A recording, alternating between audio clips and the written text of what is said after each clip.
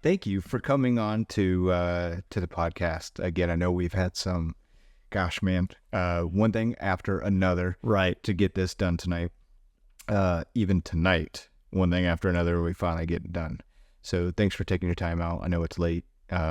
We got some things to do tomorrow, but let's just knock it out. So yeah, man, let's get after it. All right, perfect. So before I let you introduce yourself, I'm gonna give you a quick intro. So you enlisted in the Navy. Mm-hmm. All right. You attended the U.S. Naval Academy. You graduated from the U.S. Naval Academy. Thank God. Yeah. You became a Navy supply officer. You earned your MBA at the Naval Postgraduate School. You are a Christian. You're a husband and a father. You're a private pilot, a YouTube content creator. And have I missed anything? No, that's about it. Okay. Yeah. Okay. Wave tops. It's good wave top coverage. Too easy. Okay. It's a lot. It's a lot. So, but before before you introduce yourself, I do have at least one question to ask. And so the question is, and this is from tonight, if you had to choose a pizza chain to get pizza from, oh man, which one would it be?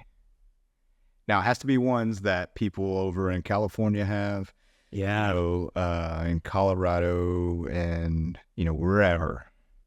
Like, which one would you go with? Man, I'll be honest with you, that's a really tough one just because of the fact that I've moved all over the place. Mm-hmm. And we've had great pizza all over the world. Yeah. It's going to sound really weird, but have you ever heard of Papa Murphy's? Yes. Take and bake. Yeah. We loved Papa Murphy's, and I think the chain it's gone away. But For the most part. Yeah, because the last place I was at had Papa Murphy's. Yeah. And they had like military Fridays. So you'd go in there and it was like $3 or $4 scoring large. Oh, yeah. Dirt cheap pizza. Yeah. Good tasting pizza. Yeah. I mean, I don't have a specific chain that we would get pizza from other than Papa Murphy's. And I bet a lot of people would be like, really? That's what you're going to pick? But no, we were just talking, my wife and I were just talking about that recently. And we were like, man, we really want some pizza. And we looked at Papa Murphy's and everything was closed. Yeah, everything was closed. It's like, yeah, a lot of the good stores like that, a lot of good restaurants are closing. I was talking about the other day, there's a few around here. Gosh,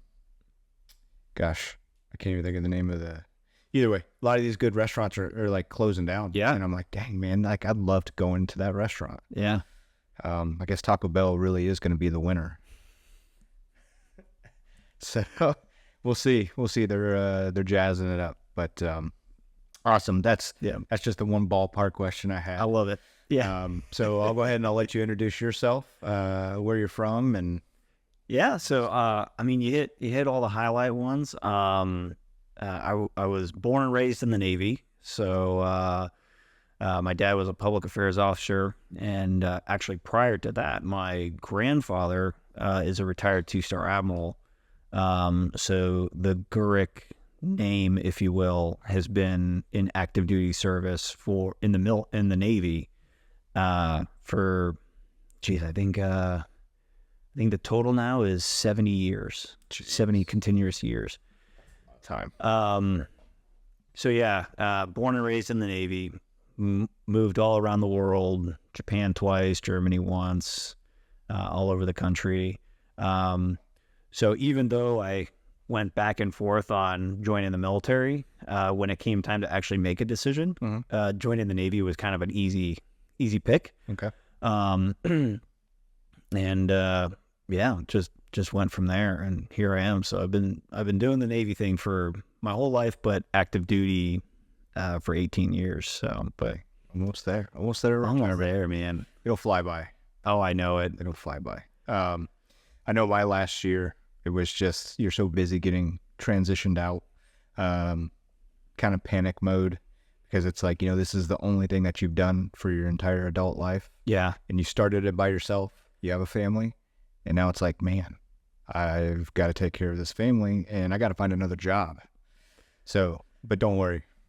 Yeah. Everybody goes through it. So luckily in this particular case, so I've been in for 18 years, but on paper, almost 14. Okay. So when I went to the academy, the 4 years that I was there, they stopped.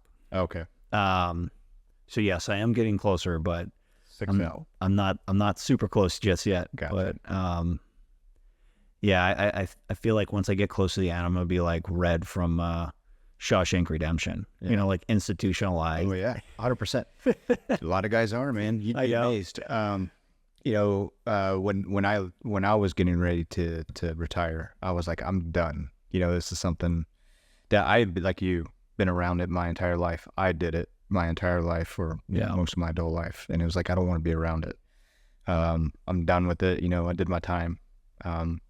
But yeah, a lot of guys go into contracting and do the same thing they were doing. And I'm like, man, I don't, you know, it's just comfortable and it's fine. I mean, that's, you know, some people are good with that. So, I guess it's just, you know, your cup of tea if you want it. Yeah. I feel like, I mean, kind of like what you just alluded to. Like, I feel like once I get to the end, I would hope at this point I don't circle back into government positions or contractors. Like, I really would like to get a taste of the commercial world. Yeah. But I'm not that naive to know that, like, once you leave, there's plenty of options that open up. Yeah. Tons of success stories I've heard of guys going like, you know, being an operator and then going to be a banker. You know, not even, you know, just like, you know, hear stories like, I don't know what I'm doing, but they're paying me good money. And they said, I'll learn along the way. And I'm like, man, that's awesome. Right. You know, we'll pay you and we'll teach you at the same time. Right. And you can't turn that down once you get it. No, not at all. So you did say that you moved around a lot because your dad was in the military, in the Navy. Where would you call home? So currently now I call home, Tennessee. Okay. So if I had to give the quick elevator pitch, it'd be Tennessee. Okay. Because my in-laws live there, my wife was born and raised in Tennessee, and my folks live there. So it's like an easy pick, right? So yeah. Plus I love the state. It's a great state. That's a great state. And when I enlisted into the Navy, when I went into the DEP program, it was in Mumford, Tennessee. Okay. So my home of record is Tennessee. Home of record is Tennessee. Yeah. Sweet. Is that still are you still a Tennessee resident? I am. Yeah. Sweet. So see, that's the ideal location. Yeah. I would love to go be there. But there's only like a couple jobs in Tennessee that the Navy supports, like in Millington. So there's not a whole lot of options compared to, like, you know, here or California or Washington State or anything like that. So gotcha. It makes sense. Sorry. The feedback. Yeah, I was starting to hear about something. Wait a minute. All right. So was your dad? Was he commissioned? Mm-hmm. Yeah. So my dad also went to the Naval Academy. Okay.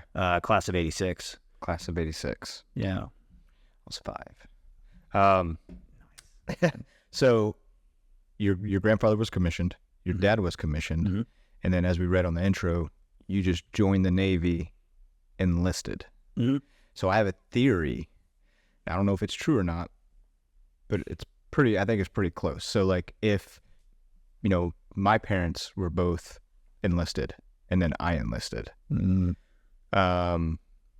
Let's see. I have theories that if your parents are one way, like, you try to go the opposite. No, that you go that way. Oh, you gravitate. Yeah. So you gravitate towards that. So if, like, Makes both your total parents were commissioned or your dad was commissioned, if you're family, I say both because not everybody has both parents in, but you know what I mean?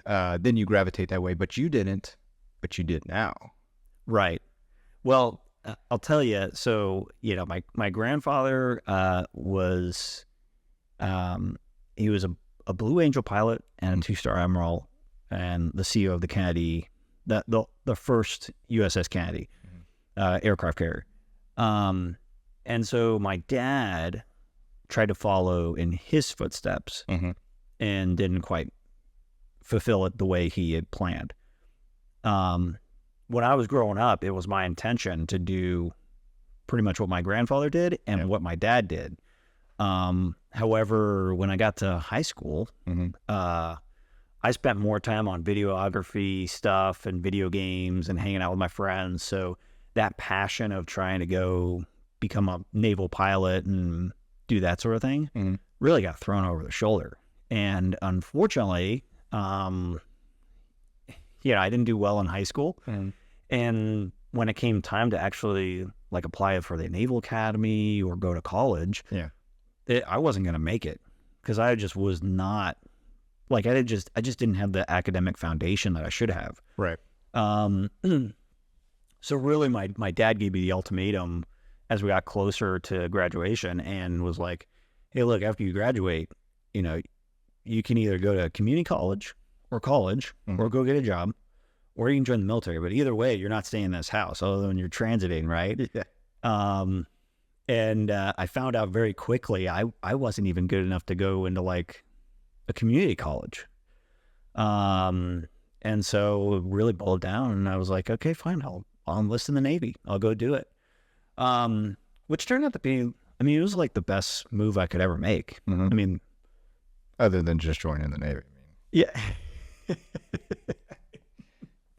The other branches did cross my mind, but it was easy because I had, my dad was still active duty. So shamelessly, I'll say that, I had the strings there to pull, and, he helped me out a lot in getting, I got IT. So I was an IT, so an information systems technician, pretty much a guy who does radios and networking. And I loved that job. It was great. Yeah. But I will say that after I did a deployment in the Gulf, so the Persian Gulf, and I was on a ship for just a little over a year, I finally realized, I was like, okay, I'm ready for college now. Like, I'm ready to grow up. Yeah. And that's when I found out that the Naval Academy actually holds quotas for service members. Because if you want to come in as a high schooler, you got to be like almost like top 1% in our class. And I couldn't compete with that, not even close. Yeah. But the Academy has a small percentage of open quotas that are only for enlisted guys who want to apply. And it could be anybody. It could be like a soldier, an Army soldier, or a Marine, or anybody, or an airman. Like, anyone can apply to the Naval Academy. Right. And you only compete within other enlisted members. So that was kind of my little loophole that I managed to tap into. So going back to your point, yes, I didn't follow in their footsteps initially, but I feel like I'm kind of getting there. Yeah. No. So. Yeah. A 2-star admiral. That's a really big boot to fill. That's huge. That's pretty awesome. And I would assume he flew some of the first Blue Angels. So he was a Blue Angel pilot from 1954 to, I want to say 57. Okay. I believe there were, I think it started, I can't remember how far back Blue Angels started, but they were still like, he wasn't part of the inaugural. Yeah. But probably not too far off either. Still pretty cool, man. Yeah, it's pretty awesome. You watch those guys, you're like, man, I made a bad decision. Should have done that. But yeah, well, that's awesome. So, so going back to your high school day, what was it that you were doing that just didn't allow you, that you couldn't even compete for the academy? Yeah, So I went to 3 different high schools before I even graduated. And I think kind of that moving around really affected me. But during my sophomore to junior year, we were stationed in Yokosuka, Japan, which was a great time. Like, I always look back on that going, hey, that was one of the awesome times of my adolescent, life. But I had I found my parents' old video camera, and I loved making like little video stories or like just filming stuff.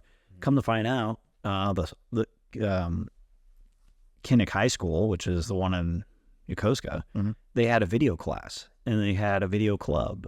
And so I did that and focused so much on that. Yeah. And spent all my waking hours doing that everything else, like, oh, you want me to do English? You want me to write a paper? You want me to do math? Like, forget it. Yeah. And so it was a lot of those where I'd come home and instead of sitting down doing homework or studying for a test, I was creating content, if you will. Yeah.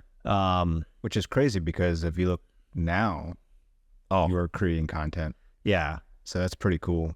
Like coming full circle. Yeah. That's pretty neat.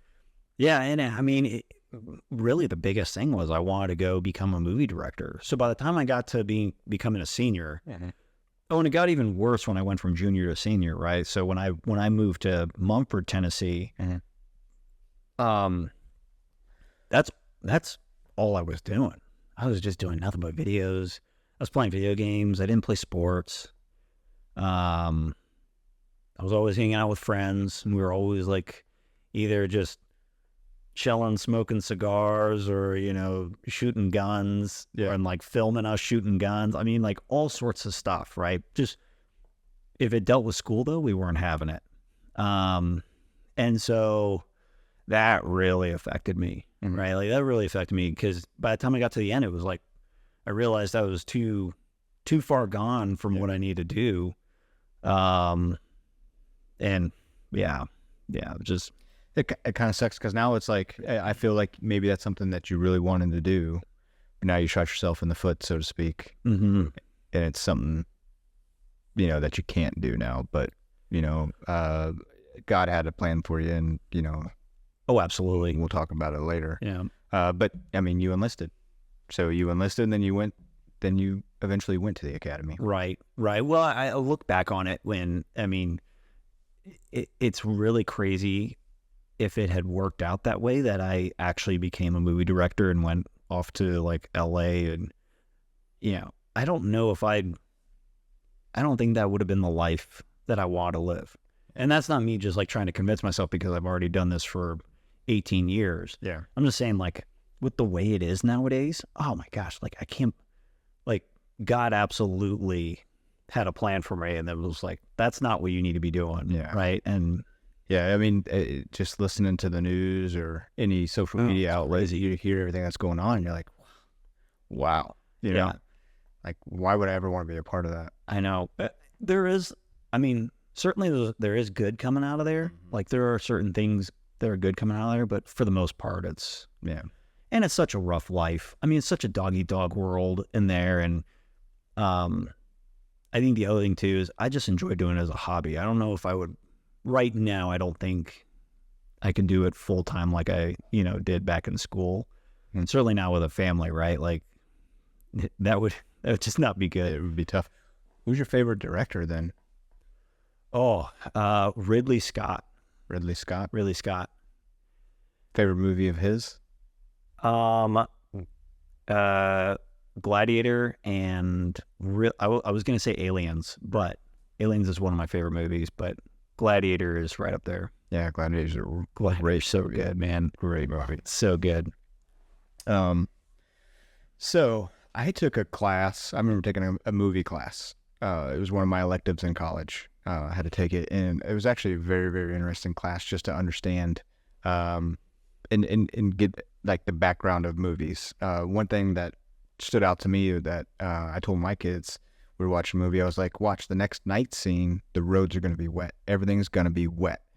And sure enough, you know, it happened. And they're like, how'd you know that? I was like, watch, the next one's going to be that way. And I'm like, I think they're fixing it now just because the cameras are getting better, but I'm pretty sure, I mean, again, I'm not in Hollywood. I'm not in, and you know, I'm not a producer or anything like that, but there is, you know, back in the day, and that could have been yesterday, you know, they had to have that lighting come off. They had to have that reflection of the lighting. Right. So like every night movie or night scene you see in a movie is generally the ground is wet for that reflection. I was like, holy cow. It never struck me. Right. And it's always really cool too if you get into watching movies. There's always like kind of a theme or a tell to what it is, you know, like, you know, like movies with rainstorms or thunder, provide this ominous feel like something bad's happening. Yeah. And kind of like what you're talking about, like the road slicks and the reflections and the lighting. And it's always just really fun to like see it's almost like there's a standard. Yeah. But I think just people like, they just learn from that and then they carry it in when they become directors and producers and cinematographers and stuff like that. But yeah, I mean, you find that a lot in the military too, with like, oh, yeah, that's the way we did it then. Yeah. So that's why we're like, well, bro, yeah, things were different back then. And it's funny, not to take away from what you were saying, but I do remember, like, well, that's the way we've always done it. I'm like, okay, well, cool. There's a story about the Brits who used to go to the cliffs of Dover, and there was a watchtower, and they would watch for Napoleon's navy. And then, like, 200 years past his death, they would continue to send, troops there. Yeah. To do this, to go sit at this watchtower. And it's like, at some point, somebody's like, do we really need to be doing this anymore? Right. You know what I mean? So at some point, there's got to be, well, that's something that we've always done. Like, dude, stop. Do we really need to do this? Let's make a change. But I don't know. But I think with the newer cameras, though, maybe they don't need that reflection as much anymore. Right. I don't know. It's certainly a good theory, and I like it. Next time I talk to Ridley, I'll ask him. But I'll tell you everything. Yeah, absolutely. Okay, so you were enlisted. Now you're an officer. You're and commissioned. Which one do you prefer better? Oh, man. It really depends on the day. I guess, what am I dealing with? There are many... I love leading sailors. Like, I never quite thought that being a leader was going to be something I was really good at. And I'm not saying that I am good at it, because it's obviously very relative, right? Talk to anyone who's ever been under me, and I'm sure you can either get a thumbs up or thumbs down, right? That's been fun, and I really do enjoy that. However, there are some days where, man, I'll tell you, I kind of liked just waking up on the ship as a E1, and I go to my office or my radio, and I pull up trouble tickets and I correct printers and stuff. It's like very hands-on stuff, and it's very simple, very linear, right? I didn't have to worry about anyone else but me. So there are some times where I do miss those days, like especially when, an officer, like when I used to be an OIC, so officer in charge of a command in Japan, some of the worst phone calls I would get were, hey, so-and-so's in jail, so-and-so had a DUI, hey, so-and-so wanted to kill himself, he's in the hospital right now. And those are never fun, right? Those are never fun days. So I think I much prefer being an officer, but there are some days where I really wish I could just go back and, correct trouble tickets, but not my chair, not my problem. Right. Exactly. Yeah. No, understood. The pay is probably better. The pay's great. Officer's mess is probably better. It is. And probably better sleeping quarters on a ship. I don't know. It's close. It's pretty close. My last ship that I was on when I was a department head, so you're running an entire department, right? So 50 plus people. I had my own stateroom, so it's like a little hotel room on a ship. That's not too bad. Yeah. Whereas when I was enlisted in the berthing, you're with 10 other dudes in a slot. Yeah. And you're smelling feet and farts and and you're sharing your bunk too, probably, right? Not on ships. On submarines, you do. Okay. Yeah, it's called hot racking. Okay. Yeah, it's really, really special stuff. Yeah. That would suck. It would suck. You're like, oh, it's still warm from the last guy. Gross.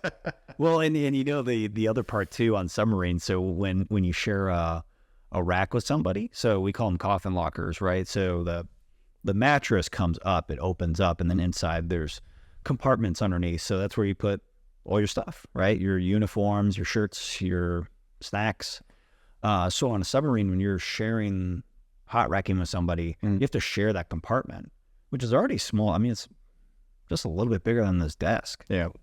And that sucks because you gotta share the spots, and not only you're sharing the rack, you're sharing the storage. Yeah. So yeah, I don't know how the submarine guys do it. My brother's a submarine officer, and I don't know. I truly don't know how he does it. Well, according to like the Hunt for Red October and Crimson Tide.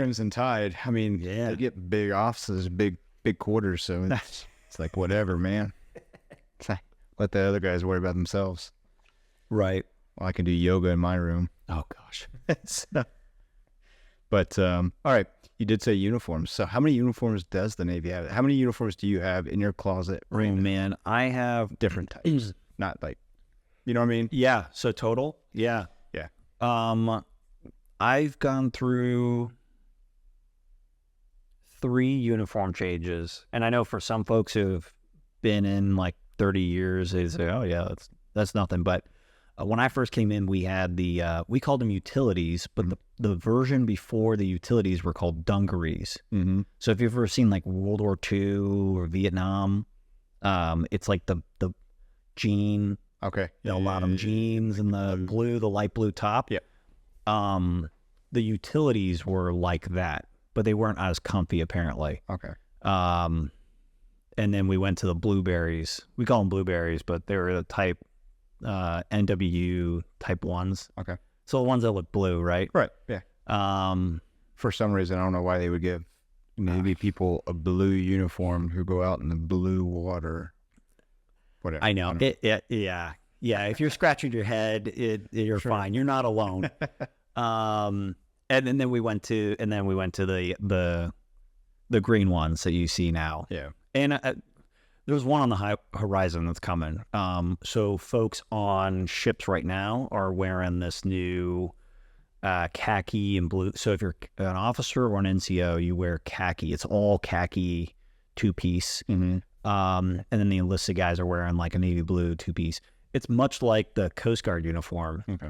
So if you've ever seen the Coast Guard guys, they've been rocking that for decades, I think. And so I think the Navy kind of stole the playbook there. And Yeah, I think I've seen actually a couple of Navy dudes walking around in it recently. yeah, Good place. currently I'm impartial.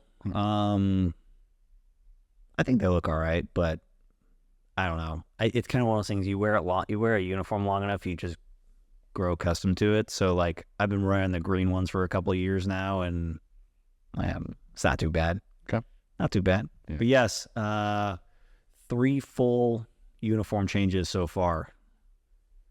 And it's usually more than enough. Yeah. Yeah. That's a lot. And then and on top of that, not just the uniform changes, but you guys also have the whites, the tans. Right. Um, Yeah, khakis. So we have khakis, service dress blues, service dress whites, summer whites. And then also when I was a midshipman, we had our own style of uniform. So the answer to your question is I have like 3 full totes in storage of just uniform. of just uniforms. Goodness gracious. And they're vacuum packed, right? Like, so it's just compact, just everything. Dude, I want to say for 23 years, I had the same service coat. No kidding. I could probably go pull it out, and my laundry mark is what we called it in basic. Still the same. And I'm pretty, because I don't think I would put a laundry mark on a uniform I bought later. Right. Because I don't know, maybe I would have, but I doubt it. So that's crazy. Because we haven't changed much, especially our blues. Our blues haven't. Yeah. Luckily, the formal uniforms, they don't change like at all. Mm-hmm. It's the working uniforms that change all the time. And I say all the time relatively, right? Like not probably every 5-7 years. Yeah. So Yeah. That about checks. yeah. Yeah. So I think the Air Force did that. The Army does that. mm-hmm. Yeah. So we all went from BDUs to the ACU pattern or ABU pattern. Is that the zebra stripe one? No, that was yes. Or the tiger stripe? Yeah, the tiger stripe. Oh. And then the ACU was the digital for the Army. Right. And then from there, we all went to Balticam. That's the current one. That's the current. Yeah. Which looks pretty good. It's very similar to the Army. Yeah. Yeah. Yep. So those are the ones we went through. But I'm telling you, dude, there's some awesome ones out on the market that hunters use. And I'm like, man, why don't we use something like that? I know, Dude, right? You can barely see these guys. And, for your operators, at least get those guys like, okay, hey, here's your area of operations. This is what the local area looks like. This is your set of uniforms. Right. And then that way, Right. you can blend in. I just think I looked at like a Mossy Oak advertisement in a book, in a magazine, and I was like, goodness, you can't even see the guy. Right. Yeah, it's kind of wild how I think the guys who have kind of figured out the most were the Marines. I think they figured it out all together They figured it out all together. because their Class A's are just Sharp, man. on top of it. They're sharp. But I totally agree with you. I don't know why. I do know why, but I don't know why. Like everyone wants to be unique. Everyone wants to do their own thing. And of course, there's always some contract or big money associated with doing uniform changes. I get it. Like that's how the world turns. Yeah. But you're right. It would be really sweet if actual combatants, guys who are on the ground, are wearing proper camouflage. But yeah, unfortunately, it probably won't happen. it probably won't happen. So But it's okay. That's fine. you do what you want down there anyway. We still figure it out as America. We do. So real quick before we progress out of the military thing, so what's a good story and lesson learned, either from your enlisted time or your officer time, and then also what would you recommend? I mean, would you recommend it to somebody who's kind of like thinking about going the OTS route? We call it OTS. OTS, yeah. OCS Academy. So Officer, training school or officer candidate school. Yeah. And then we also have what's called State 21, Seaman Admiral 21 for all the ranks from E1 to Fleet Admiral. So Fleet Admiral is like a 5-star, right? Nice. I think maybe it's up to the 4-star. I can't remember. Geez, a good story. It could be anything, man. Just like, you guys were, anchored out in some bay and you went to jump off the edge. Didn't you guys get to do that? Yeah. We got to jump and do like swim call and stuff like You that. slipped and belly flopped, That would suck. That would.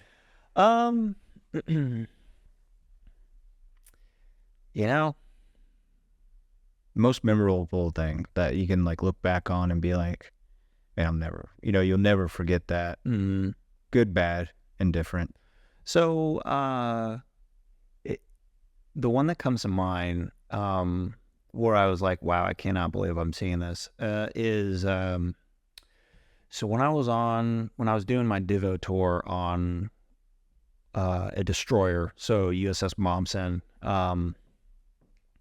we were out in the middle of the Pacific. Like, let me tell you, we're thousands of miles from nearest land. Like, I would say we were the only guys there. So we were heading towards, we were heading from Everett, Washington to essentially Hawaii.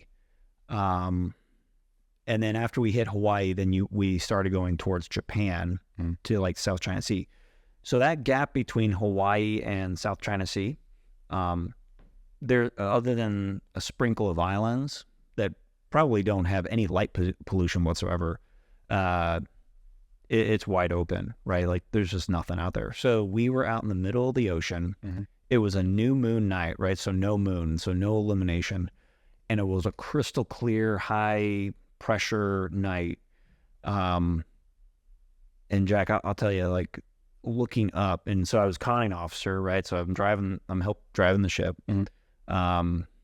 And I'm out on the bridge wing and I look up and I saw more stars that night than black.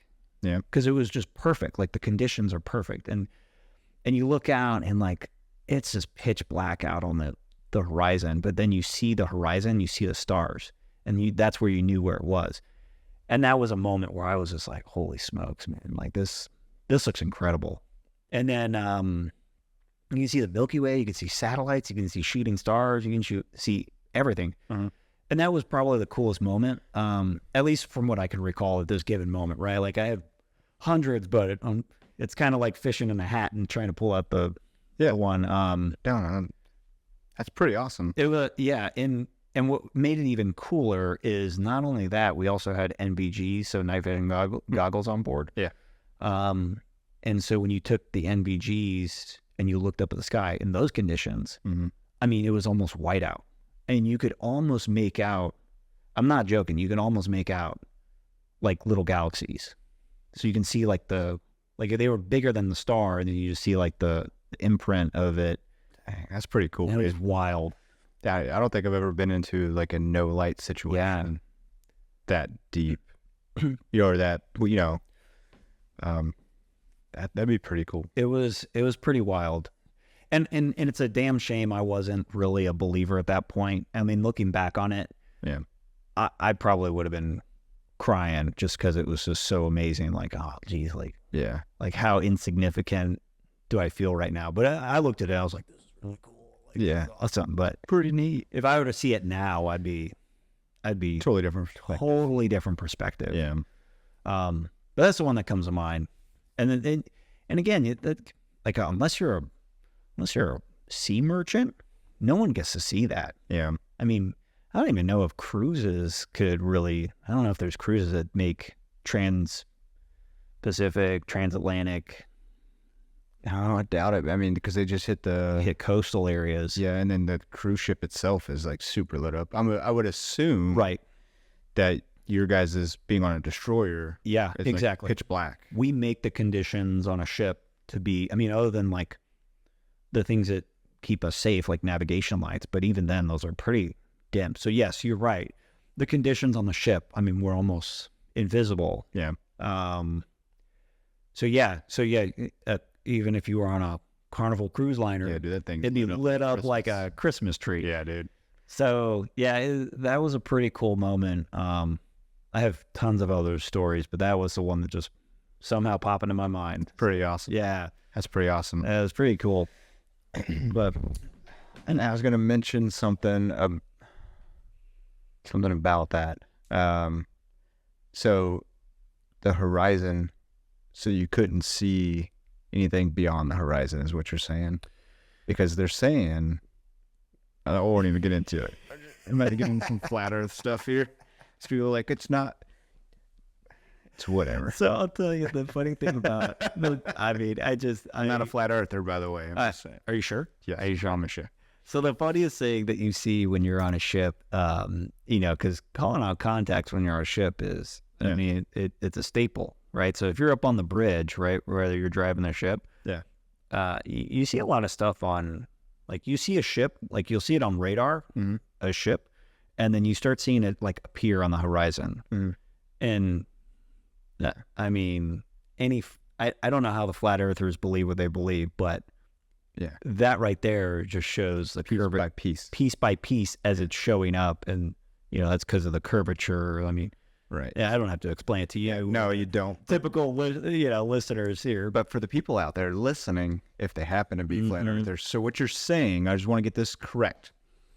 So it's just like this. We'll go back to like Titanic time frame. So smokestack, and then maybe the bridge, mm-hmm. and then maybe the deck, and then maybe you start seeing, I couldn't even do the pointy end of the ship, the front side of the ship. Bow, the bow of it, and then it starts getting bigger. Right. I see everything really small, and it all together starts getting bigger. Yeah. Okay. You just proved it. There you go. The Earth is round. You heard it first here. 5 stars from learning knowledge. Learning. All right. Perfect. Okay.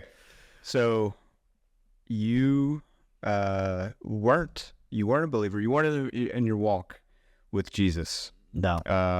For a long time. Yeah. And then later on in life, after getting married, then you became a believer in Christ. Yeah. So, growing up, we were not believers at all. I did not grow up in a Christian household. Yeah. I'll tell you, and honestly, we were the type of people who would look and laugh at Christians and talk about, make fun of the whole Bible Belt thing, and Yeah. it was kind of a weird situation because we would celebrate Christmas, we would celebrate Easter, but we just weren't churchgoers unless it was like a significant event or anything like that. And even when I went off to the academy and I was going through there, even when I met my wife, because Sarah was a believer from the get-go, I even went through a phase where I was a deist. So do you know what a deist is? I want you to explain it. Sure. It's actually what the forefathers believed in. And it's not that you believe in God, you believe in a higher power, but you don't really believe in Jesus. You don't believe in like the stuff that happened. You just believe in the fact that there is a higher power. You can reference him as God. And he just controls the world, right? Controls the universe. That's the reason why we have, God in our, Constitution, Declaration of Independence, our money, that sort of thing. So like, that's what they believed. So for a while I believed that. So I didn't even, and I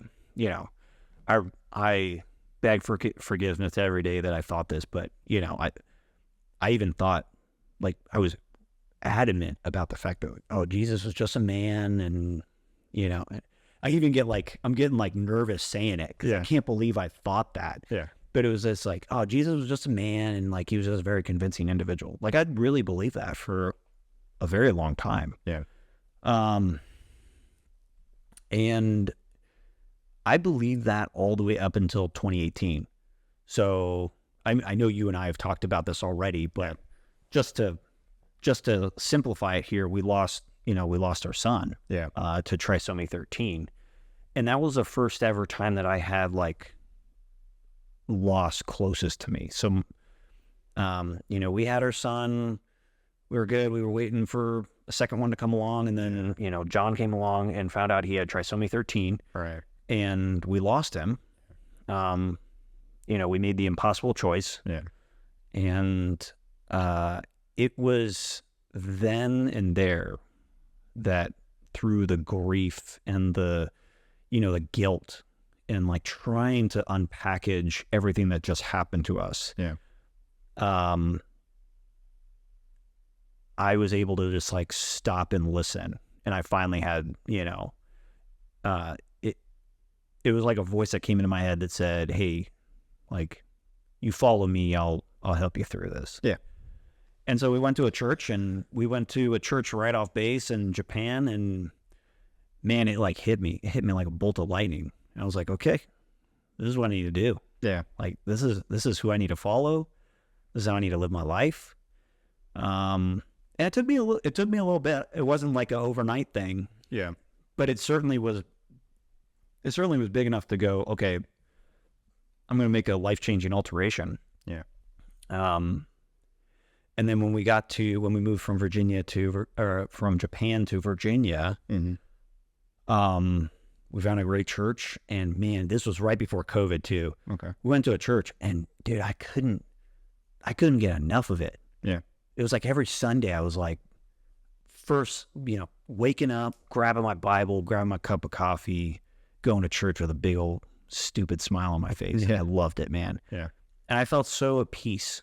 And that's when I really knew. I was like, man, I can't believe I was such a, jackwagon for believing what I believed. And like, this is the way, like, this is how I want to live my life. Yeah. So I say all that to, and man, I can't believe what I've used to think. Yeah. A lot of people think a lot of different things. Right. I've got some people that I know who just, they just don't believe. Yeah. You know what I mean? And it's, I've met a lot of people along the way who are that way. And you just got to talk to them. You got to keep, witnessing to them and yeah. And hopefully eventually, it'll resonate and it'll come in. But now that you're walking with Christ, looking back on, some of the other things. I know there's some of the things we didn't talk about, which you and I have spoken about, just in our talking and hanging out or whatever. But like, we'll just go back to high school, right? Yeah. So you're in high school, you're trying to go to the academy, you don't make it in, right? That's a door closed, right? So then now, God's leading you on this path, to go be an enlisted dude. Now, why? And maybe there's something you needed to learn, maybe something to growing up, right? Because you said you had to mature, right? So maybe God's like, yeah, you're fit for this, but let's give it some time, Bill. Let's let you grow up a minute. And then he's like, all right, now you're ready. Yeah. And I have really questioned that, the path I've taken, because I tell everybody, to where I am today, to where I used to be, I took the scenic route, right? I took the scenic route and to get to where I am today. Yeah. And I think, even though I didn't realize it at the time, God was really directing me to become a conduit to help other people. Right. So since I've become an officer, I've helped a lot of people, reach what they need to reach, whether it be rank, getting a skill. I've helped folks get into the Naval Academy. I've, helped people from going from suicidal ideations to becoming, top sailors on a ship. So, whatever the case, I feel like that's kind of what God directed me to. And so even though I took a lot of, super rocky, muddy, bumpy road getting to where I am today, and I really do love anyone who ever gets baptized, and, you write, a little congratulations on a card. Yeah. The verse I always suggest people to read is Romans 12. I love what Paul wrote in Romans 12. And even though I don't have it completely memorized, essentially the gist of it is, you're never as good as you think you are. You need everyone in the body of Christ to help you along. And in doing so, you need to use your gifts that God has given you to then help out others, right? And also please Jesus. And every time I figure out, like, hey, is this really what I need to be doing? Like, I want to do something else. Yeah. I open it up and it even says, like Paul even says, if you're a leader, lead. If you're a good speaker, speak well. Right. If you're a teacher, teach. And so I kind of look at it where, like, going enlisted helped me mature. It helped me, like, wake up and go, hey, listen here, like, making videos is great and all, but you need to think about doing this because this is where it's going to get you to help other people down the road. Yeah. And so that's how I kind of always looked at it. And again, I kind of prefacing back, like, depending on who you talk to, I'm sure there's plenty of people who would say, that guy, that Gureck dude, he sucked, he was bad. And then other people probably like, hey, the best guy I worked for. But regardless, I feel like I've done something to where I've helped people out. And that's what I wanted my calling to, like, that's what I think my calling is. Yeah. And yeah, so. Well, I think to your point of, like, you'll have one guy be like, oh, this guy sucks. And, one guy's like, oh, this guy's, you're going to get that, man. Yeah. You just can't please everybody. And, it sucks, when you hear, like, oh, so-and-so said, and it's like, yeah, what are you going to do? You know what I mean? And I struggled with that so much. And I'm sure you did too. Well, I was a big old people pleaser, right? Like, I had a hard time, like, trying to be the hard ass, like trying to be the tough guy. And I would really do a lot of, like, wishy-washy stuff sometimes, like, like, whatever, whatever makes the folks happy, right? Like, let's just do that instead of, like, no, we're doing it this way. Yeah. And so I kind of look back on that and I'm like, probably could have dialed it up a little more. I could have, but I think a little bit of that was just my, like, just the fact that I was enlisted and I was really carefree through my enlistment. Like, I didn't have, I made it to petty officer, but I didn't really, like, lead anybody. And so it wasn't until I was like an officer that I was leading people, having no experience whatsoever prior. Like, because I didn't play sports, I wasn't some captain. Yeah. And so I didn't really so I had to learn the leadership along the way. Yeah. And my leadership style was, hey, I want to be the guy who's liked, right? Yeah. It worked out in a couple areas, but not so much in others. Yeah. I mean, everybody's got different leadership styles. Right. As long as you're not that laissez-faire, type, I think it'll all work out. And, even so, like, you have to handle everybody differently. Right. And I've got firsthand experience, with, people that, I handle this guy totally different than this guy. Oh, yeah. So it's, it really all depends. So is there a wrong leadership style? I think not leading is a wrong leadership style. I agree with you. But, Yeah. I guess the situation really dictates, as long as you're just not being some lazy dude, then I think you'll be okay. So with your walk in Christ, do you, in the way the military is going these days, right? With, I'd say the military, but, the country itself, do you put that out on broadcast? Do you go in there at work and, is that something that's, yeah. you know what I mean? Or is it, within your workspace, are they like, look, you keep that Christianity stuff, All the above. All the above. So, I mean, when I was a divo on my first ship, what's a divo? a division officer. Okay. Yeah. So you're like, you're ensign, so 01 to an 02, lieutenant junior grade. Okay. And you're leading sailors, but you're only leading a division. So the hierarchy inside of like a ship is, you have a division, then you have a department, then you have the command. Okay. So that's kind of a 3-tier hierarchical system. Below a division, you have work centers and stuff like that. But anywho,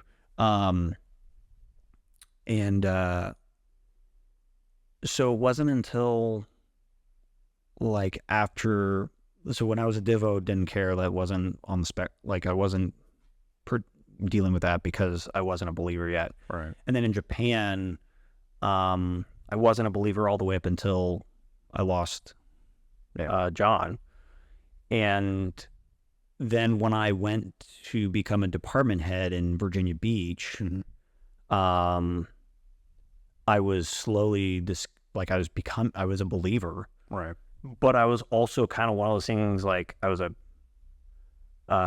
shadow believer, pretty much. Like I know it's this weird way of saying it, but I believed it. I was just very like nervous to broadcast it. So it was like I was still trying to figure it out, and I felt like I didn't have the tools. Like I didn't understand the Bible, right? Because I was cracking it open for the first time, and I didn't want to be the guy to be like, oh, I'm a Christian, and stand my ground. Yeah. And then people are like, oh, well, why are you a Christian? Or like, what's this and that? Like, the Bible's a fairy tale, and then I wouldn't have the tools to back it up. Right. It wasn't until the tail end of my tour, because I befriended, Damien Velarde, who's a chaplain on board, became a really good friend of mine, and we would have a lot of talks about that. And it wasn't until the tail end that I was getting a little more vocal about it. Yeah. And when I went to Naval Postgraduate School, I was way more comfortable, and so I was a little more like outspoken. Right. And even now I'm very outspoken with it. And I'll tell you, the odd part about it is when I was quiet, it felt like I was a fish amongst sharks. Yeah. Everyone was not a believer. Everyone made fun of it. Anytime there was a reference to it, people would be like, Yeah. just making fun of it. And until now that I'm a little more outspoken about it, and I tell people, man, I've met more Christians and believers and Catholics, and I mean, the command I'm at, they're like saying prayers, and it's really interesting, this change. And so I feel a little more comfortable with it. Yeah. Will I say the military's kind of embraced or allowed that? I don't know. Yeah. It's hard to say. I mean, It's hard to say. because I think the military is becoming a people pleaser themselves. Yeah. As you spoke earlier, because you have, I mean, if you look, I want to say I've seen on social media now, at least the Air Force, and I'm pretty sure the Army, don't know about the Navy, but they're allowing beards, right? So Yeah. in the past, the only times you had beards were, you were deployed, you grew a beard because you worked with the locals, and the locals had, if the locals didn't have beards, if we're, I don't know, somewhere else, just name let's just say England, for instance, and they didn't have beards there, then you wouldn't wear a beard. But the only reason you did was because you were with those guys. But now it seems like a ton of people are wearing beards, right? Because it's like, oh, my my religion is this, and it says I have to have a beard, and it's like, are you going to call these people on it? You know what I mean? Because then that gets into the whole COVID thing, Right. because now I can have a beard because my religion says so, but because I'm religious, I have, and I'm trying to get out of taking the shot. We won't even get on this bubble, but I'm just saying, you know what I mean? It's There's saying, not enough time to go down that road. exactly. So I think the military is becoming a people pleaser. Both, I mean, even, gosh, there was a couple years ago, I think. I don't remember when they started this whole Pride Month thing, but I went into, I want to say it was an Air Force exchange, a base exchange, and there's a huge rainbow sign, and it was like, come experience Pride Month or whatever. And it's like that has no bearing, that has nothing to belong into the military. That shouldn't be on a military post. Yeah, it's just, going back to the whole beard thing, it's like, it is kind of one of those things where I think service members they'll always find a way to do a loophole. Oh, yeah. Especially something as coveted as beards. Like, everyone wants a beard. Yeah. And I don't know how it was, I think the Air Force did it first, but the ponytail situation, right? So how females can have ponytails, and then I know the Navy, I don't know if it was all at once thing or the Navy adopted it. When the ponytails came out, I mean, myself included, and all the men were outraged. Yeah. Not because women could have ponytails, like whatever, like that's fine. That's neither here nor there. Yeah. It was the fact that, okay, we're going to lighten up on grooming standards, but now we can't grow beards. Like, we just want beards. Yeah. Like, give us beards. But isn't it, is it the Air Force that recognizes the Nordic, I think it's Nordic waiver. So if you're a believer in, Nordic religion, you can grow a beard. I've seen many Air Force individuals, and I know the whole, Muslim faith you can also put an exception there and grow a beard. It's not so much the Navy allows it, just because of certain, like SCBA, like the firefighting gear that we wear. Mm-hmm. You got to create a proper seal. And this has been debated many times, but, the belief is that if you have a beard on, you can't get a proper seal. And, fighting fires is a big deal on a ship, right? So, but switching gears to the thing that you said about the whole Pride Month thing. I agree with you. I think the services are trying to be very inclusive and trying to fit everybody. Even the transgender stuff that the commands are doing, and I kind of have to be a little careful what I say here, but it's one of those where I think it's certain times, certain things of inclusion, I don't know are for the betterment of the overall service. Yeah. Right. I feel we're getting into everybody needs a trophy. Yeah. Mentality. Yeah. And I think too, we've kind of lost what the real goal is, right? As a military, right? And I think we've been so comfortable, like, sure, we've done Iraqi freedom and we've done Afghanistan and we've done that. But I think the military has kind of viewed that more of off the radar conflict than it was a real war. And we've just been, I think personally, my opinion is that we've just become so comfortable with peace. Sure, we've had conflicts. I think that will always happen. There will always be conflicts to dabble in. Yeah. But we've been so comfortable with peace that we just kind of continually losing mindset of, well, why do we really exist? Like we talk about China and we talk about Russia. Yeah. But I mean, when we've kind of gotten to the point where we're talking about small groups of individuals and allowing them to be comfortable. Yeah. It's like, is that really what we want to focus on? Yeah. Yeah. And I'm sure I'm going to get hate mail now, but somebody's going to hunt me down and be like, oh, look at this guy. But I mean, just my personal opinion, I think, I think we kind of just lost what it means to really fight. And I think God forbid, I hope it never happens, but I truly believe that if and when that day comes, we have to fight a somebody other than just a terrorist group, right? Like actually fight a nation state. I think we're going to have a really harsh realization, like up front. Yeah. It's probably going to be pretty tough. It's going to be tough. So, but I mean, this is America. It's a sleeping giant. So. Oh man, we always kill it, man. We always do great. Yeah. But let's get off that topic. Well, yeah, we really went down the trenches there. Yeah.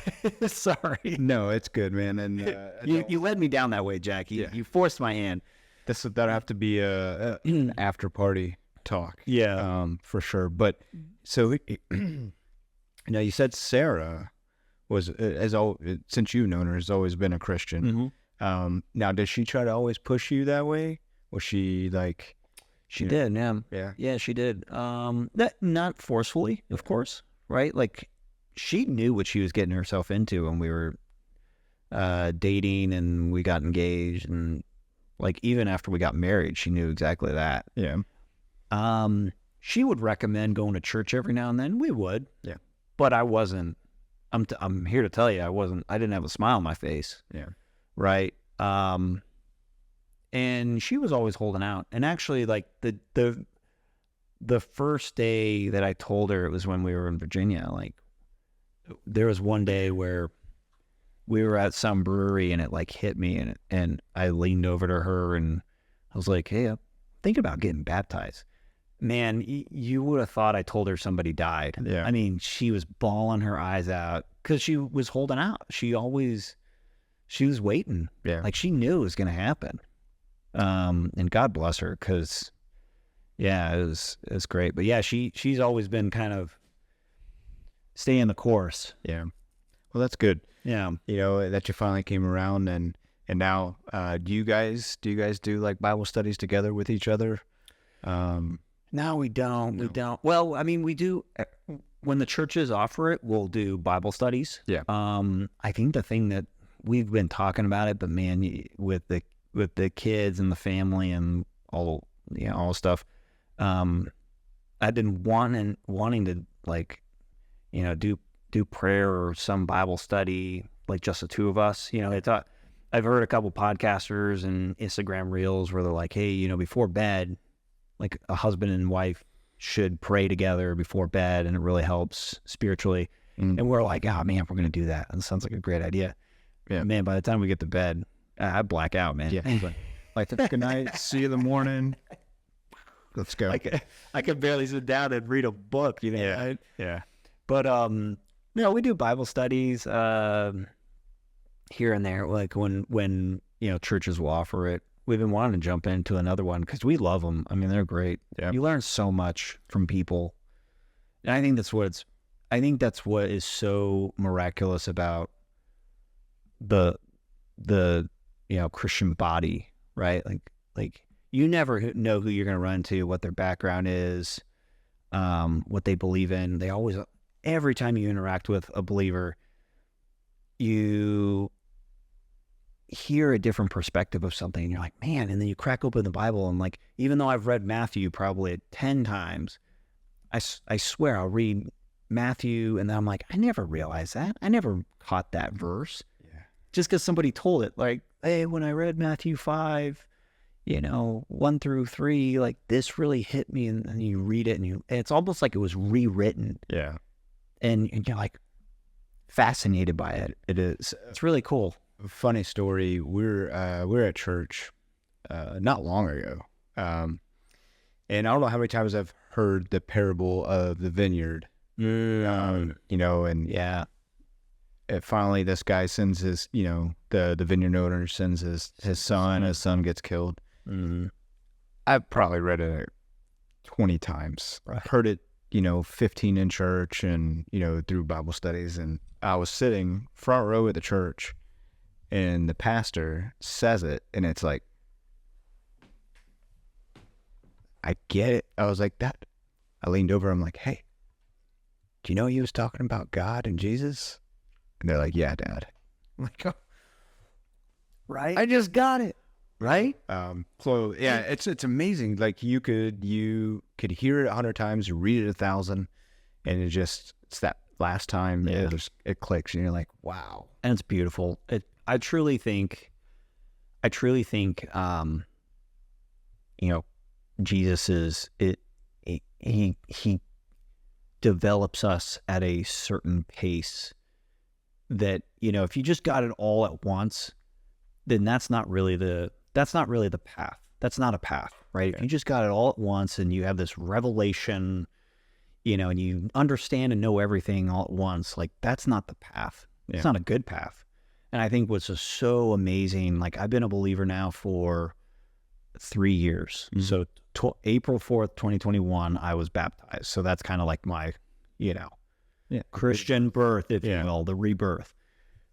And man, every time I read the Bible, it's always some new, like, oh man, aha. Like I never thought about that. Even when I read like a highlighted portion, I'll read it again and I'll be like, oh my gosh, I didn't think of it that way. And much like you, it's just funny. Like, how many times have you read the vineyard parable? Oh, I mean, yeah, 100 times, right? Yeah.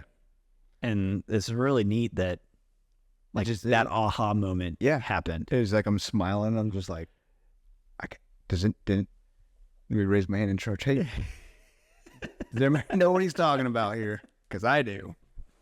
You come find me after church and we'll talk. Awesome. You know, it's awesome. All right. Yeah, it is pretty amazing, man.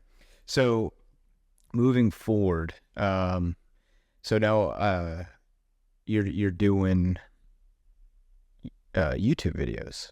I am. Yeah. How did you get started doing that? So when I was going through getting my master's at Naval Postgraduate School, when we had the holidays, so like in between semesters and the holidays, it's like 4 weeks off. It's crazy. It's like 30 days off. And it was December of 23.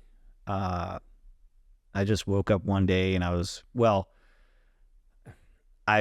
putting together, my kids had a Power Wheels car, right? So, you know, like the Jeeps. Yeah. And the battery sucked in it. And so I decided, hey, like, I'm going to put a drill battery in this thing. I've always wanted to do it. Yeah.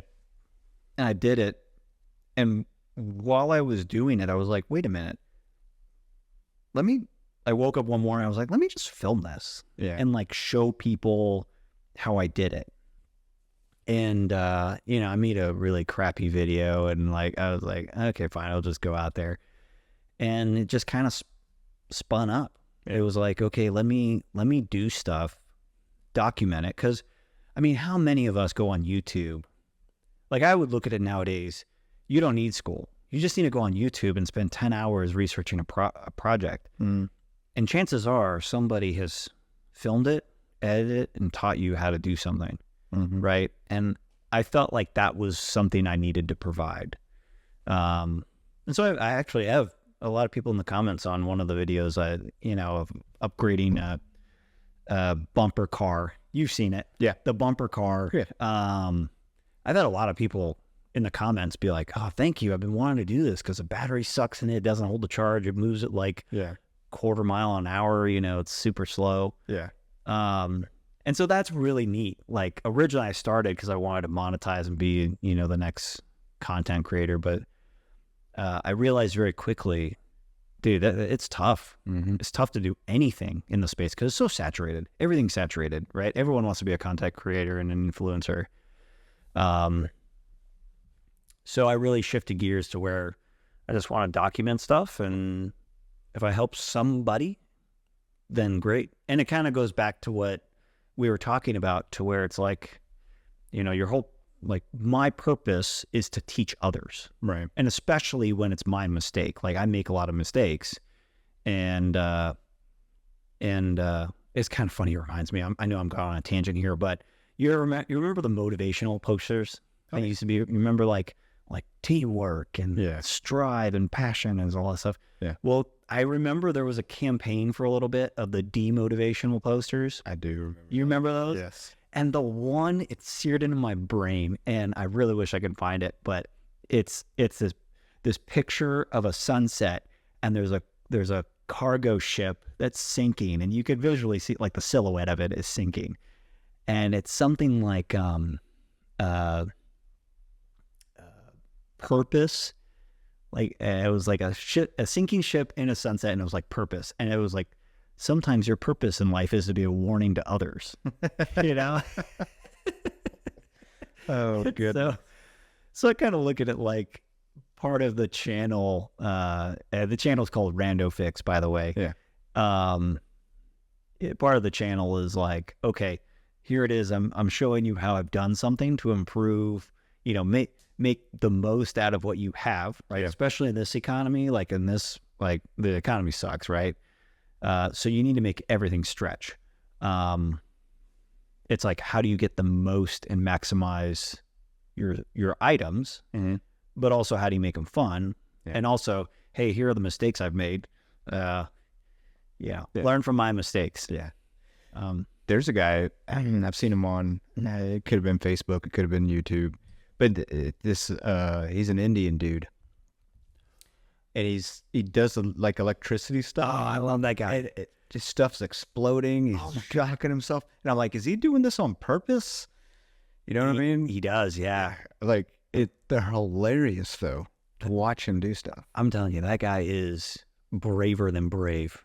I mean, I think if I got shocked by even a 9-volt battery, I would not be happy. And he's doing like 10,000 volts or something. He's doing like microwave level voltage. And that guy's funny. He's funny, though.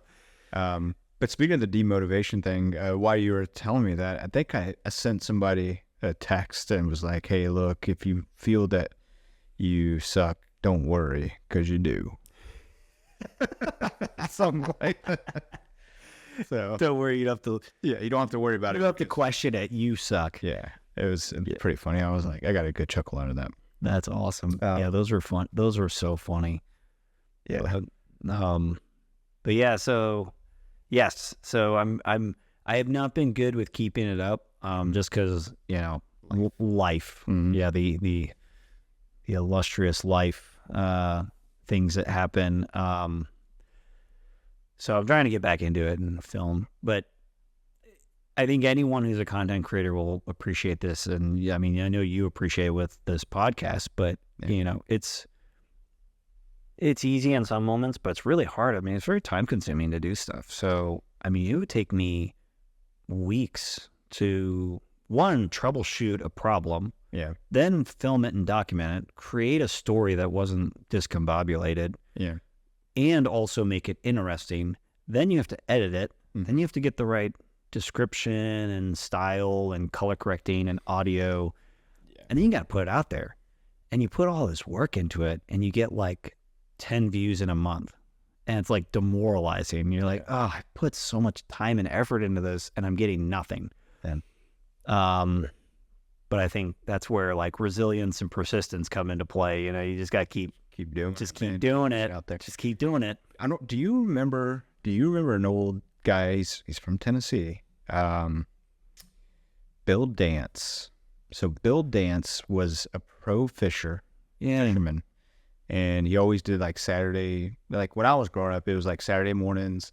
He would have like his own Bill Dance fishing show, and then he had so many bloopers. So maybe a blooper reel of the stuff that that hit the cutting room floor. Yeah. And then put that out there, and somebody be like, let's go to here. You know, I don't know. No, that's a good idea. Yeah. Yeah, and even like nowadays, I mean, so I produce mostly long. It's called long content, right? So it's like an actual YouTube video. Mm-hmm. Whereas I think a lot of people nowadays I mean, let's face it, our ADHD. Everyone has ADHD at this point because of social media. Mm-hmm. So short form content, you know, on YouTube Shorts, it's less than a minute. On Instagram, it's like 15 seconds, right? Yeah. That's what people gravitate to. Yeah. And so you have to find ways to like bring in attention immediately and keep attention. And so that's a good idea. Like, you know, you have bloopers or something funny or something explode in my face. Yeah. I mean, blooper reel. I mean, yeah. Don't do it on purpose. Yeah.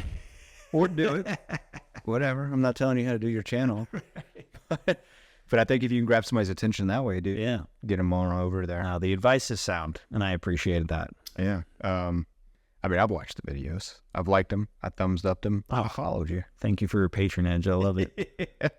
I'm just waiting for the next one to drop. I know. I have believe it or not, I have 3 that I'm trying to edit right now. And then of course, a lot of people have asked for a video. So the bumper car that I did, Mm-hmm.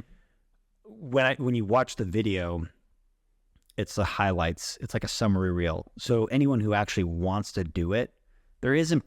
I mean, I'm sure somebody could figure it out, Mm-hmm. but I don't like actively talk about what I did. Mm-hmm. So I've had a lot of people be like, please make a video on how you actually did it, like a tutorial. And I've been meaning to do it, but every time, you know, I set it all up, I'm like, I don't want to do this. Like, I want to, but I don't want to. And, yeah. But that's the hardest part, man. It's just like, you shoot it, you do it all. Yeah. Now you got to put it together. Yeah. You got to make it interesting. So I just need to get back into it. Yep. But yeah. And then on top of that, something that we didn't mention, you have a little small business, the Kappa Man, It's like Kappa-mander. which is amazing. I've got 2 of them. Yeah. So just what is that? So it used to be a bottle opener. Well, it is a bottle opener. But it was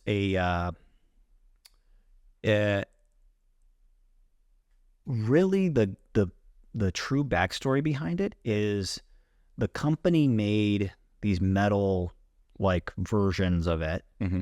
but unfortunately they went out of business. And actually, if you look on any public record of it, there's like no evidence there is evidence, but they never were successful on like trademarking it, Mm-hmm. patenting it, and all that stuff. And I love the idea. Like, I love the design. Yeah. I even went as far as like trying to contact the owners and the creators. Yeah. Nothing. It's like they disappeared. It's like they vanished. So I actually managed to like recreate the design. Mm-hmm. And I would love to print them in metal, but holy smokes, it costs hundreds of dollars per unit to do something in metal. Yeah. So I've been 3D printing them. But yeah, it's in the form of a lizard. So I went with a salamander. So if you just imagine a salamander body with the 2 legs, and the mouth and the leg is the actual piece that clips onto the bottle cap. Mm-hmm. And then the nose is configured a certain way to where you can either use it to open up a soda can tab, Mm-hmm. or you can cut a box. You can actually cut a box with it, like packaging tape. And then the tail, which is hooked, it's used for like doing twist caps. Gotcha. So I was pretty active on trying to sell them, but I think I'm gonna have to go back and kind of create a couple things. So I try to do. So it's funny, oddly enough, when I went down this venture, Mm-hmm. I gave up drinking. Mm-hmm. So I hadn't drank any like beer. Yeah. For almost 2 months. And I was capping my own bottles because I used to brew beer. Mm-hmm. And I was capping my own bottles, and that's what I was using as like the R&D, right? To make sure. And it was great. It was popping them off and everything. Yeah. Then only a couple weeks ago, I decided I got the hankering again. So I bought a 6-pack of actual beer that were professionally capped. Yeah. And boy, it stripped the mess out of these capamanders. So they're printed in plastic, PLA, PETG, Yeah. um, polycarbonate. Okay. Yeah. So the acronyms I'm rattling off, it's like it's a acronym for the type of material. So I think PLA is polyacidic. It's something, right? Like, Yeah. so I've made these things out of all different types of materials, and it keeps stripping these bottle caps. So I'm kind of on a hold right now for this, but Yeah. I have an idea on how I'm going to correct it. But here it is once again, like between the YouTube channel and life, and I think if I do any more hobbies or spend any more time, Sarah's she's gonna be really upset with me for neglecting my family. But Yeah. Sit back when the money's rolling in. I know. No, just kidding. I know. Oh man. Family's first, man. That takes precedence, you know. I think that is truly the hardest part with the podcast. That is the truly hardest part, because it's a balancing act of, I want to be a good dad. I certainly want to be a good husband. Because those are two things that, like, that's what Jesus wants us to do. You got to be a good family man. You also got to contribute to society. And, there are times where the things I want to do are not necessarily the things that I should be doing. Right. So, I want to focus on YouTube and capamanders. I really appreciate you bringing that up. Yeah, it's fun. It's fun. I got the Etsy page up, but I think anyone who would buy them right now, until I can like kind of figure out how not.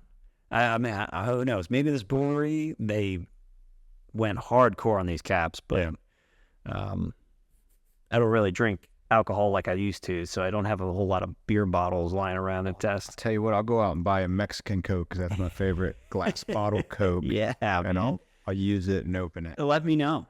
Yeah. If it strips, I need to know right away so I can. But I think I have a plan to modify. But yeah, it's a work in progress, but it's fun. I mean, kind of going back to what we were talking about in the beginning of this is, I mean, in a perfect world, when I gear up to retire, I mean, I would love nothing more than just be an entrepreneur. And I hope I get that big aha moment and I can do something great so I don't have to work for the man. Yeah. But it'd be really nice to just work for myself. Gosh, that would be great. Doesn't that be great? Yeah. I know, getting ready for my retirement was a lot of praying, because I had no idea, man.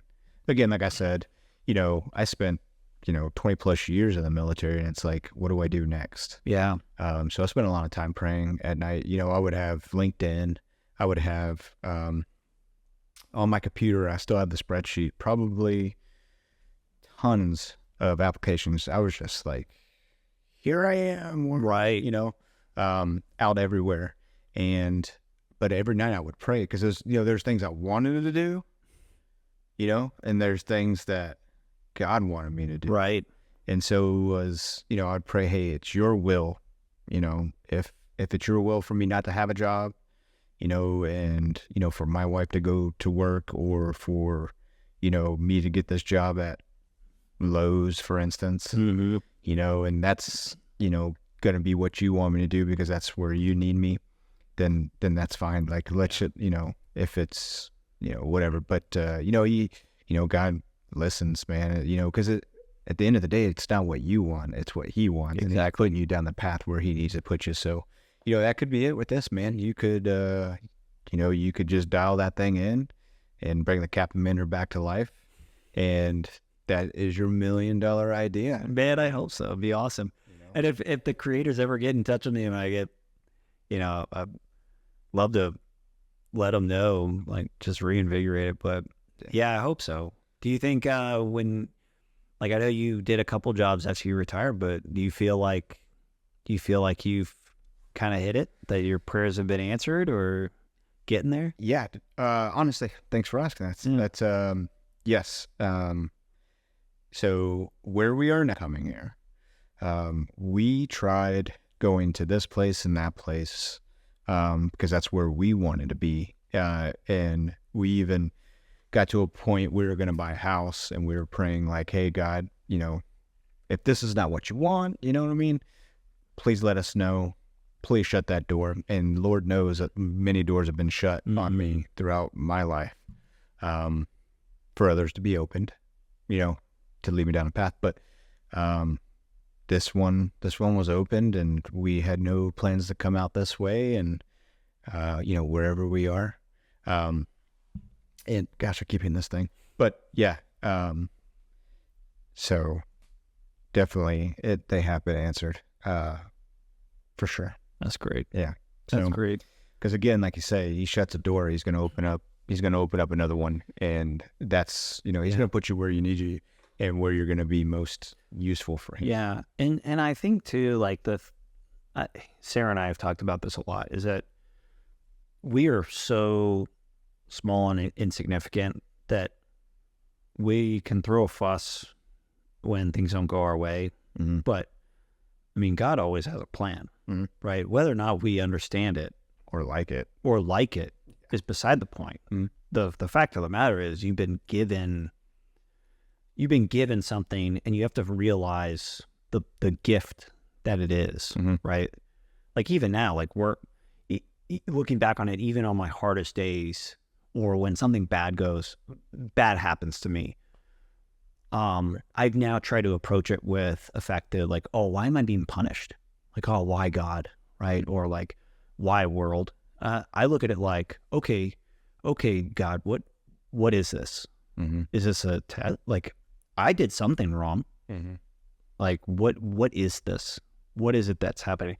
And that's kind of how I've been looking at it with things like uncertainties and death. Like I can get cancer tomorrow, right? And I'm trying to convince myself that when that happens, or if that happens, like I'll be accepting of it because it's something that's it's His will. Yeah. Right.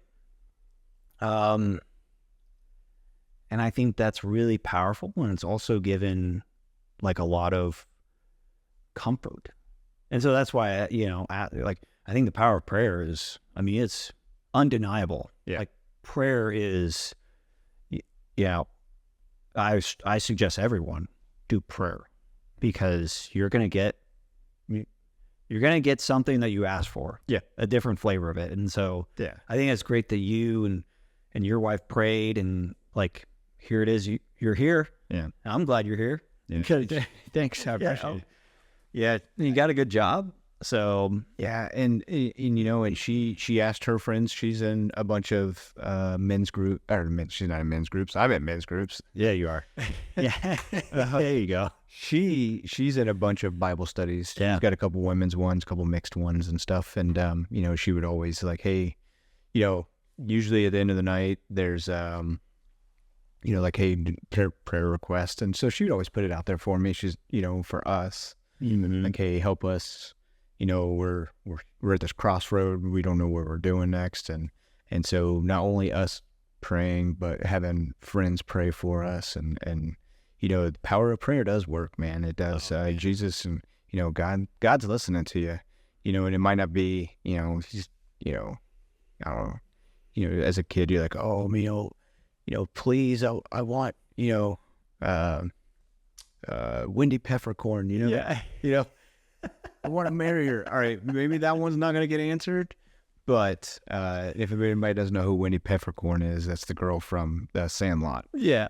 Yeah, but The lifeguard, right? the lifeguard. Yeah. Yeah. So, but answering those prayers, and obviously, if it's something that that's going to fit what He needs you to do, it's going to happen. Yeah, and I think to your point, it's as long as it's within reason. And I know that sounds really kind of silly, but it's not like I'm not going to walk out here and be like, God, please give me a Ferrari. Yeah. Right. Ferrari miraculously appears. You never know. Maybe I should try it. God, give me a Ferrari, please. No, but I'll tell you, what's been kind of wild recently is I get really worked up with public speaking. Man, like for a little bit, if you looked close enough, you could see my neck like pulsing, because I would get so worked up. I would get dizzy, like just from the anxiousness, the anxiety of public speaking. But one when I was at MPS, you have to give a lot of briefings and totals at Naval Postgraduate School. Oh, okay. And I started doing this thing where, like, prior to the class, I would just take 5 minutes, not even that, like a minute, and ask for calm and collectiveness and the ability to speak clearly and, like, guide me. Yeah. And man, I would say 9 times out of 10, I would stand before my class and it would just be like, I would be like taken over. Like, I didn't get anxious. I'd just be able to talk. It would, like, there'd be moments where I was like, I don't even know what I was saying, but I was saying stuff, right? And it sounds ridiculous, but it was really happening. Yeah. Like, man, this is great. Like, this is awesome. Yeah. And I'm not saying to abuse it, but if you ask for help, Yeah. and it's like legitimate, right? I'm a big believer in the fact that he'll help you. Yeah, there's a guy that came to the church that I used to attend, that we used to attend, and he literally came probably like a week or two after we left, and I was like, dang, I was bummed out. But I called him on the phone. I know who he was. We had a good long conversation, but that was something he talked about, man, is, this was for like a men's group, and it was recorded. But he had an issue, and it's like that, and it wasn't something that he could really kick on his own, that he could deal with on his own. He needed help from God. So, he would pray to God, like, hey, help me, please help me. I need your help. This is, and he's there to help, so it helps to have a spouse, a wife in our case, that is in the same, is a follower of Christ as well, just because, just think if they were opposite and like you still didn't believe and Sarah was like, leaning on you for stuff, but, that would be tough. And I know there's a ton of people out there. As a matter of fact, I listened to another podcast not long this week, and this guy, was it him? Could be getting stuff crossed up, but this guy and his wife were not believers. He became a believer, and his wife never did, and divorced him. No, it might have been him speaking of somebody else, but I heard it, and it's like, man, that just sucks, because you try and you try and you try. So you got to thank God that you have a good spouse and a good partner there to help you. Absolutely. I mean, that's why, like, I think Sarah, that she was hanging out, like, hanging in there. Yeah. But also, like, part of it is when we get into arguments or disagreements or anything like that. I mean, the root of it, like, when we get back to it, is that it's not that we're just going to be like, oh yeah, we'll just divorce each other and call it a day. Like, no, we work it out. Yeah. We work it out because our marriage has been formed by God. Yeah. And so to disband from that marriage means you're disbanding from God. Mm-hmm. And that might sound a little dramatic, but there's a great book that I recommend all married folks read, and it's called Sacred Marriage by Gary Thomas. Mm-hmm. Incredible book. And he talks about this, that, you have to have a strong, believing marriage. Mm-hmm. And usually the marriages that have kind of what you talked about, where it's like, there's one believer and non-believer, or two non-believers. Yeah. They lose sight of, like, one side loses sight of what it means to be married. And I think unfortunately in society, like, people just look at marriage like kind of this whatever. It's like a requirement now. Yeah. But they don't really consider the fact of, like, what is a marriage? Right. And so, like, hey, I just want to marry you because that's what we do, right? That's what we do. We love each other, and, like, we'll just get married. But it's like, no, like, what is a marriage? Well, a marriage means it's something like you are now one. Yeah. Each of, like, two people are now made one, and that was formed by God. And to break that means you're breaking away what God has set for you. Yeah. And it might sound a little extreme, but that's kind of what Gary Thomas talks about in Sacred Marriage. And ever since I read that book, I was like, oh man, I'm definitely not splitting this, not splitting this team. Yeah. But anywho, I digress. No, that's good. But all right, well, we're getting pretty much to the end. We're getting pretty late, and whoop. Yeah, and yeah. So before we take off, man, any shout outs you want to give to anybody, anything like that? Well, absolutely, my wife, and I know we've talked about her a bunch here, but Sarah is, she's absolutely my rock, and I know that, you know, like if it weren't for her on a lot of things, I certainly wouldn't be where I am today. Mm-hmm. So she gets a shout out, and then to you, Jack, for having me on this podcast. This has been fun, man. This is great, and I know we talk a lot, so it's really good that we're now getting it on record. Exactly. Exactly. And we're even mentioning how many times we've had this. I know Technical issues. Hey, like what we've talked about, this is meant to be, man. This is it. This is it. This is it. This is the one. But now that's the one. Yeah, I mean, sure I can rattle off some others, but those are the ones that are hitting right now at 11:10 at night. Yeah. Yeah, perfect. And then, yeah. So if anybody wants to get in touch with you, how could they get in touch with you? Your YouTube and your Etsy thing. Yeah, I preferably if anyone wants to get in touch with me, they just go on YouTube and just go to Rando Fix. Okay. So it's like random without the M, mm-hmm. and then fix, all one word. And I have my email there, at least for the channel. So it's randofix@gmail.com as well, just to streamline it. But yeah, if anyone wants to get in touch with me for, you know, if enlisted folks are out there trying to apply to the Naval Academy, I've helped several. I've helped a couple get in.